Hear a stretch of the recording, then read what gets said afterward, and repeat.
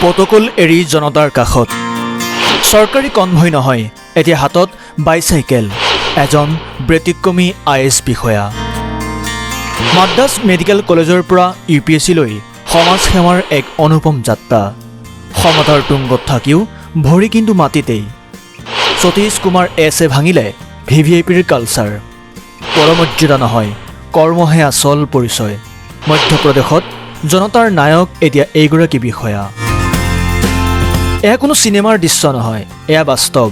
সমতাৰ কেন্দ্ৰবিন্দু হৈও যিগৰাকী ব্যক্তিয়ে বিচাৰি লৈছে সাধাৰণ জীৱনৰ অসাধাৰণ বাট, তেওঁ সতীশ কুমাৰ এছ, মধ্যপ্ৰদেশৰ সাতনা জিলাৰ উপায়ুক্ত।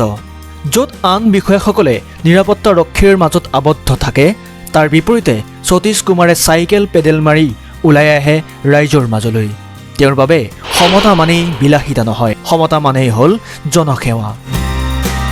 সতীশ কুমাৰৰ এই যাত্ৰা আৰম্ভ হৈছিল মাদ্ৰাজ মেডিকেল কলেজৰ পৰা।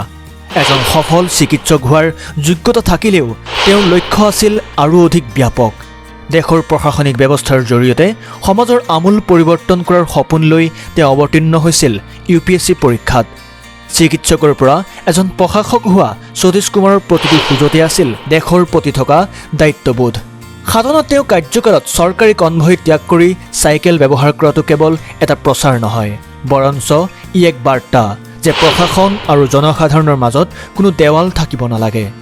অফিচৰ বন্ধ ফাইলৰ পৰা ৰাজপথৰ ধূলি বালিলৈকে তেওঁৰ উপস্থিতি সকলোতে বিৰাজমান। তেওঁৰ মতে প্ৰকৃত নেতৃত্ব পদমৰ্যাদাত নাথাকে, থাকে সেৱাৰ মনোভাৱত।